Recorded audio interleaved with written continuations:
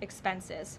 In other news this week, President Trump took a significant step toward delivering on a core campaign promise to finally close the Department of Education. To shrink the bloated federal bureaucracy, the Department of Education just entered into new interagency agreements with 4 agencies: the Departments of Labor, Interior, Health and Human Services, and State. These agencies will now ensure the delivery of legally required programs while also refocusing them to better serve students. This common sense action brings the Trump administration much closer to finally returning education where it belongs, at the state and local level, not in Washington, D.C. The Democrats' reckless 43-day government shutdown did manage to do one valuable thing. It proved that America does not need a federal Department of Education. During the longest shutdown in history, the Department of Education furloughed 90% of its staff, and America's education system was not impacted whatsoever. Schools stayed fully open across the country. Students attended class and received normal in-person instruction, and our wonderful teachers received their paychecks uninterrupted. The Democrats' government shutdown made it painfully obvious that American families do not need the Department of Education.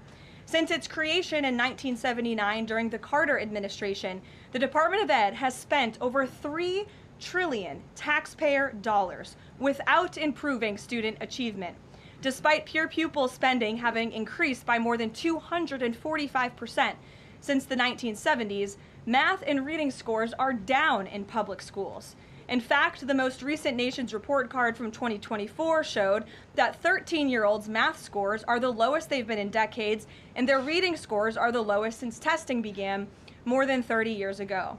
It's clear that throwing more money at a broken system does not work, and that's why President Trump appointed the amazing leader behind me, our Secretary of Education, Linda McMahon, who is making these monumental changes at the direction of the president. We're very grateful to have you here today to talk about these changes and then take some questions. Hopefully folks in this room will have some questions on the very important topic of education. So please, Mrs. Secretary. Thank you. Thank you very much, Caroline. It's really a pleasure to be here with you today, and thank all of you for being here as well. My purpose here is to speak directly to the American families, not just you, but to the American families, about the work this administration is doing in education to reverse our national decline with a hard reset of our educational system.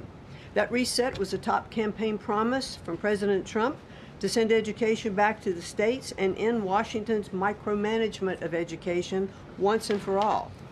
This week we took the most decisive steps thus far to make good on this promise to you. We have linked 6 groundbreaking partnerships with other federal agencies to delegate education department programs that are redundant with existing programs at Labor, State, Interior, and HHS. These interagency agreements to cut our own bureaucratic bloat are a key step in our efforts to shift educational authority from Washington, D.C. to your state education agency, your local superintendent, your local school board, entities that are accountable to you, and we encourage parents to always be involved. Cutting federal bureaucracy is never a popular move among D.C. insiders. A chorus of anti-Trump voices have come out of the woodwork to complain that we are defunding education, harming students, or acting without a plan. This could not be further from the truth. The majority of Americans across the country handed to President Trump the popular vote precisely because they have seen the brokenness of a top-down education system run by the federal government. They're painfully aware that only 3 out of 10 students can read proficiently at their grade level. They know that college students are collectively $1.7 trillion in debt, and less than half of college graduates get a job that actually uses the degree which they studied so hard to get. They see more teachers than ever before leaving the profession due to burnout, overregulation, and lack of autonomy in the classroom. Anti-Trump voices are stirring up fear that returning education to the states is a draconian action. When Americans hear that we are shutting down the department, but given no other details, 51% oppose it. But when those same Americans are informed of our plans to preserve important elements of our work in other federal agencies and to maintain the K-12 funding, that is distributed to the states, that number flips to an even greater majority at 56%. And they support returning education to the states and breaking up the bureaucracy. That's because the Department of Education is a pass-through entity. It doesn't educate a single student. The money it sends to states for education can be sent directly without waste. The Democrats' government shutdown proved that without a doubt, and I'll reiterate what you said, that the Department of Education was not necessary during the shutdown. Now, this is what I've seen already on my 50-state tour that I've embarked on. Educators are innovating in their schools. States are customizing their budgets and standards, and post-secondary institutions are planning for the economy of the future.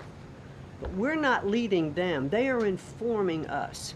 That's why our final mission as a department is to fully empower states to carry the torch of our educational renaissance. Education is local.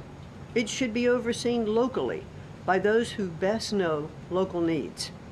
We're not ending federal support for education. We are ending federal micromanagement and paving the way for education renewal through state reforms like school choice, the science of reading, and restoring the right priorities in higher education.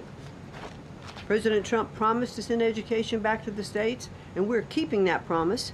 America's next generation will look back on the work we've carried out, thankful for an education system that prioritizes students over bureaucracy.